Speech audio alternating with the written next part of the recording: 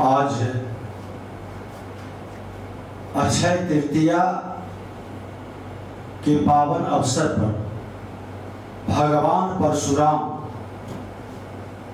जो चिरंजीवी हैं, जिनका अवतरण हुआ है, लेकिन उन्होंने स्वर्ग वापस नहीं गए, आज भी जगत कल्याण के लिए अपने तप त्याग तपस्या का प्रतिफल इस सृष्टि के समस्त जीवों को अनंत काल से कल्याणार्थ सृष्टि के हित में वो कार्य कर रहे हैं। हमारे शास्त्रों में ऐसा कहा गया है कि इस दुनिया में 7 दिव्य गुणों के संपन्न महामानव चिरंजीवी हैं, अमर हैं। ये 7 चिरंजीवी महापुरुष हैं। अवस्थामा, राजा बलि, महर्षि वेदव्यास, हनुमान जी, विभीषण जी, कृपाचार्य और भगवान परशुराम। इन सब में सबसे पहले भगवान परशुराम देवों के देव महादेव के परम शिष्य, भगवान विष्णु के 6ठे अवतार, सृष्टि के पालनहार और सबको साथ लेकर सबके कल्याण के लिए दुराचारियों, व्यभिचारियों, अत्याचारियों, भ्रष्टाचारियों का संहार एक बार नहीं कई बार किए और इस भूलोक के साथ साथ सभी लोक में सुशासन स्थापित किया। भगवान परशुराम दिव्य व्यक्तित्व का हम प्रातः का नाम लेते हैं तो विकारों से मुक्ति मिलता है, मनुष्य के आयु में वृद्धि होता है। इन 7 चिरंजीवी महापुरुषों में एक भगवान परशुराम जो आज भी जगत कल्याण के लिए लोगों के बीच दृश्य अदृश्य रूप से हमेशा धर्म के पथ पर चलने वाले को अपना आशीष देते रहते हैं। भगवान परशुराम सद्बुद्धि देते हैं, प्रेरणा देते हैं, मन के विकार से मुक्त कर लोगों को परोपकार की भावना से कल्याण हेतु हमेशा प्रेरित करते हैं। भगवान परशुराम ने जो आदर्श हमारे सामने रखा उसका सार यही है कि किसी भी परिस्थिति में अन्याय स्वीकार नहीं करना। उनकी सोच है कि हमारे शील, शौर्य, सामर्थ्य, सद्गुणों का योग कर उसे अन्याय के खिलाफ खड़े होकर अपने सामर्थ्य के अनुसार जगत कल्याण के लिए संघर्ष करने की जरूरत पड़े तो संघर्ष करना।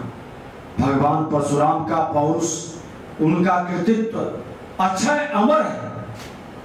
वेद, पुराण, रामायण, महाभारत जैसे महाकाव्य उनके विराट योगदान के रूप में आच्छादित है। उनकी जयंती को हम अक्षय तृतीया के रूप में मनाते हैं, यह मानकर चलते हैं कि इस दिन हम जो सत्कर्म करते हैं वह अक्षय है, उसका नाश नहीं होता। भगवान परशुराम का व्यक्तित्व, उनकी कीर्ति हमेशा आने वाला पीढ़ी को प्रेरित करते रहता है। आज हम आजादी के 75वें वर्ष में भारत अमृत महोत्सव मना रहे हैं। बिहार विधानसभा भवन का शताब्दी वर्ष का समापन का भी अवसर काल चल रहा है और स्वामी विवेकानंद जी के 19वीं सदी में की गई भविष्यवाणी कि 21वीं सदी भारत का होगा, भारत विश्व गुरु बनेगा।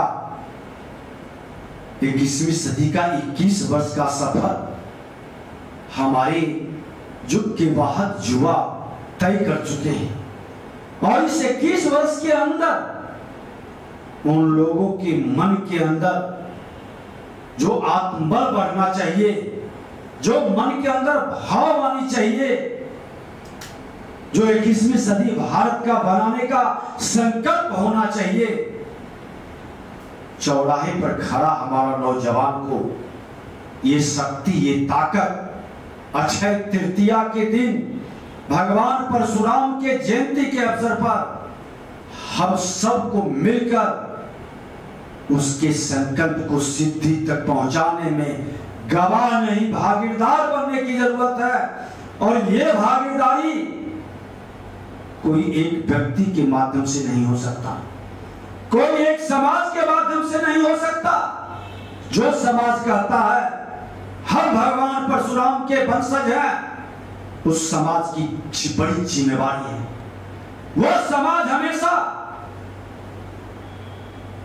कुशासन में बैठे दुशासन को हमेशा हटाकर सुशासन स्थापित किया, धर्म की स्थापना किया। सहस्त्रबाहु जैसे महाबली बलशाली अत्याचारी दुराचारी का भी अंत जब भगवान परशुराम ने अपने परशु से किया था, एक बार नहीं 21 बार इसी पातक स्थापित करने वाले पापियों का नाश किया था। और उस धर्म के पथ पर चलने वाले जो तपस्वी थे, ज्ञानी थे, अत्याचार दुराचार में हिंसा से मुक्त करने वाले समाज के प्रति समर्पित लोग थे, उससे लोगों को राज सत्ता तक पहुंचाया। आज दुर्भाग्य और दुखद है कि सत्ता तक ऐसे तपस्वी लोग कहीं न कहीं इस विकार के अंधकार में खो गए। और वो लोग जो विकारों से ग्रसित है, जातीय जहर की भावनाओं से समाज को कहीं न कहीं कलंकित और अपमानित करते हैं। वैसी मानसिकता प्रतिभा का अपमान करता है, समाज को दूषित करता है, समाज की विद्वता को, ब्रह्मत्व को। ब्राह्मण वही है जो ज्ञानी है, जन्म से कोई ब्राह्मण नहीं है। जिसमें ज्ञान है, प्रतिभा है, किसी जाति धर्म क्षेत्र भाषा का है, वह पंडित है। उससे पंडित का सम्मान होना चाहिए। राष्ट्र को सबल बनाना है तो हम विद्वानों का कदर करें, प्रतिभा का सम्मान करें और प्रतिभा को संरक्षित करें, सुरक्षित करें। क्योंकि ऐसे जो दुराचारी, अत्याचारी, मायावी, भ्रष्टाचारी, ऐसे लोगों को कहीं न कहीं हतोत्साहित और डिमोरलाइज कर रहे हैं। ऐसे लोग कहीं न कहीं समाज के अंदर अलग थलग अपने को महसूस करते हैं। आज भगवान परशुराम के जयंती पर अक्षय तृतीया के अवसर पर मैं आह्वान करना चाहता हूं उस 2/3 नौजवानों को, जो नौजवान युग के वाहक, युग परिवर्तन करने वाले हैं, समाज के अंदर एक नया वातावरण बनाने के लिए बेताब है और स्वामी विवेकानंद जी के उस भविष्यवाणी को सत्य करने के लिए संकल्पित है। 21वीं सदी भारत का होगा, भारत विश्व गुरु बनेगा। तो विश्व गुरु बनाना है तो विकारों से मुक्त होकर तमाम तरह के जातीय धर्म, कोई भी बंधन है उसको तोड़कर मां भारती के धरती पर जो भी जन्म लिया है, जो पंडित है, जो विद्वान है, चाहे किसी भी समाज का हो, हम उसका सम्मान करके, हम उसका रक्षक बन करके, भगवान परशुराम के वंशज मानकर हम भगवान के राम की मर्यादा और आदर्श को स्थापित करेंगे। एक मर्यादा आदर्श भगवान राम का, राम राज की कल्पना जो गांधी जी ने भी किया था, उसको साकार करेंगे सुशासन को स्थापित करने के लिए। और ऐसे तमाम विकारों से ग्रसित लोग जिसकी करनी और कथनी में समरूपता नहीं है, जो अपने और अपने लोगों के हित में सोचता है, ऐसे मानसिकता के लोगों से समाज को मुक्त करने की जरूरत है। मेरा बिहार गौरवशाली था, ज्ञान विज्ञान की धरती थी, जहां पर मां जानकी शक्ति स्वरूपा भगवती का अवतरण हुआ, जहां राजा राम को भगवान राम के मर्यादा पुरुषोत्तम राम के सिंहासन तक जिस धरती ने पहुंचाया, भगवान महावीर, भगवान बौद्ध, सिख धर्म के 10वें गुरु गोविंद सिंह जैसे चाणक्य और चंद्रगुप्त, सम्राट अशोक, अखंड भारत के निर्माता, ऐसे महापुरुषों को उस विरासत को हमने क्यों ठहरने दिया? वह विरासत क्यों रुक गया? एक बार सब मिलकर विचार करें। वो विरासत को ठहराने में, उस विरासत को मिटाने में किनकी भूमिका है, उस विषय पर जाना नहीं चाहते, लेकिन गंभीरता के साथ एक बार विचार करें कि हमको विरासत को बढ़ाना है। हर व्यक्ति चारों वेद का ज्ञाता होता है, हर व्यक्ति के अंदर चारों वर्ण व्याप्त है। लोग गलतफहमी में न रहे, राजनीतिक सत्ता और स्वार्थ के लिए लोगों को विकारों से ग्रसित न करें। हर मनुष्य में चारों वर्ण व्याप्त है। अगर जो ये मस्तिष्क है, जो सोचने समझने की ताकत रखता है, ये ब्रह्मत्व को प्राप्त करता है, हृदय में साहस और धैर्य जिसके पास है, वो क्षत्रिय का गुण निभाता है। और उधर के अंदर जो सारा सिस्टम शक्ति प्रदान करता है, शरीर को चलाने के लिए ऊर्जा उत्पन्न करता है, वो वैश्य का काम करता है। और जो ये तीनों को ढोता है, लेकर चलता है, गति देता है, इसको मुभेबुल बनाता है, वो सेवा का भाव करने वाला, हम जिसको शूद्र कहते हैं, ये चारों गुण सभी में व्याप्त है। हर व्यक्ति में ब्रह्मत्व का गुण है, क्षत्रिय का गुण है, वैश्य का गुण है और शूद्र का गुण है। ये भ्रम में कोई न रहे कि हमने जन्म ले लिया किसी जाति में तो उस जाति का अधिपत्य मुझे मिला। ये दुर्भाग्य है कि आज हमारे महापुरुषों को भी लोगों ने जाति में बांध दिया। आज हर जाति में ब्राह्मण है, हर जाति में क्षत्रिय है, वैश्य है, शूद्र है, क्योंकि ये चारों गुण अपने कर्म के अनुसार, अपने सामर्थ्य के अनुसार, अपने पितृता के अनुसार है। जिन लोगों ने ये वातावरण बनाया, जो कर्म से हटाकर जन्म पर जोर दिया, इस राष्ट्र के दुर्भाग्य को लिखने में उन लोगों की भी भूमिका है।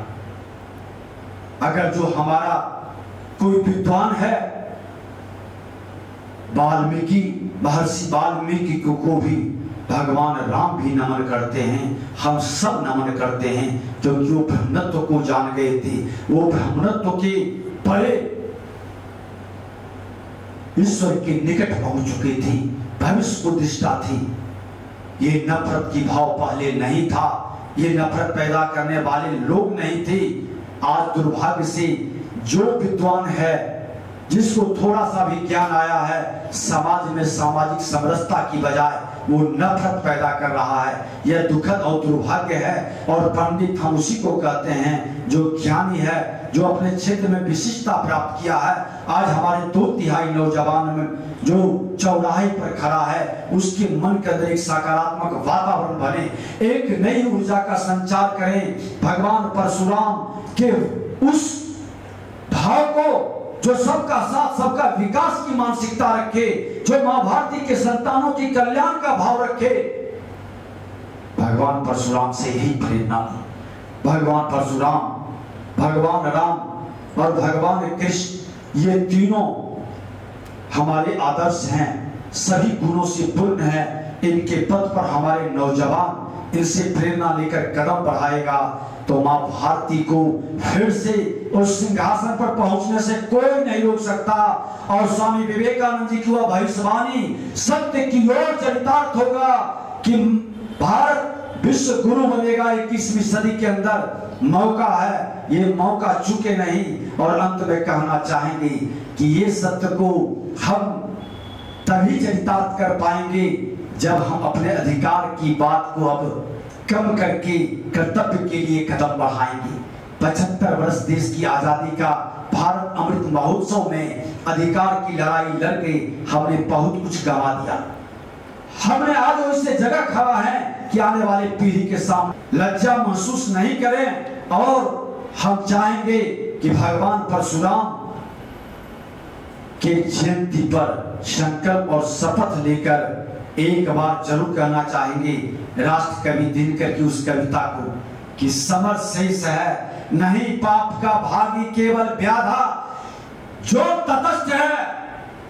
तटस्थ है समय लिखेगा उनका भी अपराध। सत्य को बोलिए, अपने समाज के अंदर की कमी को भी आप रखिए, क्योंकि ये मां भारती का समाज संतान हमारी हैं, हम उसके हैं, सभी मेरे हैं, ये भाव को लेकर के चलिए। और जो सत्ता के शिखर पर पहुंचना चाहता है, पहले उनके कर्तव्य को देखिए, उनके कर्म को देखिए, पिछला उनका इतिहास को जानिए, और जो सभी समाज के हित में लगे, जो सबको लेकर चलने की ताकत रखता है, माला रखता है, जो सबके प्रति संभाव रखता है, विकारों से मुक्त है, भ्रष्टाचार से मुक्त है, जो सम्मान को पहली प्राथमिकता देता है, धन के प्रति उसकी आकुलता व्याकुलता नहीं है, ऐसे लोग हमारी शासन प्रणाली में कदम बढ़ाएं। और मैं तो आज अक्षय तृतीया भगवान परशुराम के जयंती पर कहना चाहेंगे कि जिस तरह से प्रधानमंत्री जी ने शहर की स्वच्छता के लिए उसको चिन्हित करते हैं, सर्वे करवाते हैं, रैंकिंग करवा रहे हैं, कौन सा शहर सबसे ज्यादा स्वच्छ है। समाज के अंदर बुद्धिजीवियों की जिम्मेवारी है, नौजवानों की जिम्मेवारी है, हम सबों की जिम्मेवारी है कि जो हमारे लीडर विधायिका के अंदर हो, कार्यपालिका के अंदर हो, न्यायपालिका के अंदर हो, उसकी भी रैंकिंग होनी चाहिए, उसके बारे में भी सर्वे होनी चाहिए। एक प्लेटफॉर्म ऐसा बनना चाहिए जो बता सके कि सबसे अच्छा व्यक्ति कौन, सबसे ईमानदार व्यक्ति कौन, सबके प्रति सामाजिक समरसता की भाव लेकर चलने वाला व्यक्ति कौन, समाज राष्ट्र के हित में काम करने वाला कौन। वही लोक सत्ता के सिंहासन पर बैठने का अधिकारी हो, वही लोग न्याय के पद पर बैठने वाला हो, और वही लोग कार्यपालिका की भूमिका में आगे बढ़ के कदम बढ़ाए। यह समय की मांग है। वक्त रहते ऐसे अत्याचारी भ्रष्टाचारियों को हम नहीं रोक पाएंगे तो 2/3 आबादी के मन के अंदर का जो विद्रोह उठेगा बहुत भयानक होगा। खाई बहुत लंबी होते जा रही है, लोगों के बीच नफरत के भाव पैदा करने वाले बहुत सारे ऐसी जमात काम कर रहे हैं जो इस राष्ट्र को कमजोर करने की भूमिका निभा रहे हैं। सामाजिक नैतिक संकल्प अभियान के माध्यम से हमने जो एक शुभारंभ किया है, हर जिले के अंदर हमने कहा है 5 सामाजिक अभिशाप से मुक्त हो, वरदान से युक्त हो, हमारा परिवार स्वच्छता युक्त हो, हमारा परिवार स्वच्छता युक्त हो, हमारा परिवार योगा आयुर्वेद युक्त हो, हमारा परिवार जल संचय युक्त हो, हमारा परिवार प्रकृति युक्त हो, हमारा परिवार विरासत युक्त हो। जिस परिवार में कोई विरासत नहीं है उस परिवार के बच्चे संकल्प ले, उस परिवार के हर सदस्य ये सोचे कि मेरे नाम से मेरा परिवार जाना जाएगा, भारत को जाना जाए, ये राष्ट्र ये समाज को जाना जाए, उसी दिन भारत विश्व गुरु की ओर कदम बढ़ा दे। उसी तरह से 5 सामाजिक सम्मानों से पूर्ण हो, उस परिवार को आप सम्मान करें जो परिवार कहीं न कहीं आज समाज के लिए अपना योगदान देता है, जो परिवार समाज के प्रति समर्पित भाव रखता है, डिजिटल साक्षर है, उस परिवार को सम्मानित करें जो परि बदल रहा है, जो परिवार स्वरोजगार प्रेरक है उसको सम्मानित करें, जो परिवार रोजगार सृजन करता है, लोगों को रोजगार देता है, स्वरोजगार के साथ साथ उसका सम्मान करें। जो परिवार सामाजिक योद्धा है, आपदा विपदा संकट में मदद करता है, उसको हम सम्मान करें। जो सेवा समर्पण दाता है, जो गरीबों के हित में संकटों में मददगार बनता है, अपने आर्थिक मदद देता है, उससे लोगों को भी सम्मान करें। और अंत में यह कहते हुए कि हम आप एक हो, दो हो, चार हो, 5, 10 हो, जिसका अभिभावक नहीं है उस बच्चों का अभिभावक बने। ये विशेष अभियान के तहत हम उसका अभिभावक बनकर के केंद्र राज्य की योजनाओं का लाभ दिलाएं, जरूरत पड़े तो शिक्षा से स्वरोजगार तक मदद करें और उस अभिभावक विहीन बच्चों को बच्चे विहीन अभिभावक से मिलाकर दोनों की जिंदगी में खुशी आनंद ला दे। ये मेरा कर्तव्य है, ताकि अभिभावक विहीन बच्चे समाज के लिए वरदान बन सके। अगर जो हम अपनी जिम्मेवारी का निर्वहन नहीं करेंगे तो वही बच्चे सामाजिक अभिशाप बन जाते हैं, वही अपराध की दुनिया में कदम रखकर समाज के लिए चुनौती बन जाते हैं। हमारी आपकी सबकी जिम्मेवारी है एक नए राह की ओर कदम बढ़ाने का, एक सकारात्मक वातावरण बनाने का, एक नई ऊर्जा सकारात्मक रूप से नौजवानों के बीच पहुंचाने का। गंभीरता से विचारे, हमारा कर्तव्य हमारे राष्ट्र को सबल करेगा। हम सब मिलकर के इस राष्ट्र को विश्व गुरु बनाएंगे। एक नए भारत के निर्माण में हमारी जब भागीदारी होगी तो हम गर्व महसूस करेंगे, आने वाले पीढ़ी के सामने गर्व के साथ खड़ा हो सकेंगे। और सच कहा गया है, अपने लिए जीना एक कहानी है, अपने लिए जीना एक कहानी है, औरों के लिए जीना एक जिंदगानी है। एक नई जिंदगानी के साथ सभी विकारों से मुक्त होकर हम चालक बने, चालाक नहीं। हम लोगों के बीच चतुराई की राजनीति नहीं करें, हम चरित्र की राजनीति करें। चरित्र की राजनीति के साथ हमारी कथनी करने में भी समरूपता हो और समाज हम पर विश्वास करे, उसका विश्वास न टूटे। ये हमारी जिम्मेवारी है। हम इस जिम्मेवारी का सब लोग मिलकर के निर्वहन करते हुए भगवान परशुराम की जयंती पर सत सत नमन करते हुए और मधुरता विश्वास के साथ, क्योंकि अलग अलग पंथ हो सकते हैं, ये सभी आत्मा परमात्मा का अंश है और उस परमात्मा के हम बंदे हैं और सभी एक ही ईश्वर के संतान हैं। गलतफहमी में कोई न रहे कि ईश्वर अनेक है, ईश्वर एक है। हमारी अपने राष्ट्र के प्रति, माँ भारती के प्रति, अपने ईश्वर के प्रति अगर जो समर्पण है तो मानव जाति के कल्याण के लिए, एक ही जाति मानव जाति के कल्याण के लिए सभी समर्पित भाव से कार्य करें। अपने लिए पुनः यह कहते हुए कि पुनः आपसे निवेदन है, आज से एक नई राह की ओर कदम बढ़ाएं, एक नया वातावरण बनाएं। ये भागीदारी सबकी हो, हम गवाह न बने, हम भागीदार बने। हम लोगों के बीच चतुराई की राजनीति नहीं करें, हम चरित्र की राजनीति करें। चरित्र की राजनीति के साथ हमारी कथनी करने में भी समरूपता हो और समाज हम पर विश्वास करे, उसका विश्वास न टूटे। ये हमारी जिम्मेवारी है। हम इस जिम्मेवारी का सब लोग मिलकर के निर्वहन करते हुए भगवान परशुराम की जयंती पर सत सत नमन करते हुए अक्षय तृतीया की आपको ढेर सारी शुभकामनाओं के साथ ईद के पावन पर्व पर सामाजिक समरसता और मधुरता विश्वास के साथ, क्योंकि अलग अलग पंथ हो सकते हैं, ये सभी आत्मा परमात्मा का अंश है और उस परमात्मा के हम बंदे हैं और सभी एक ही ईश्वर के संतान हैं।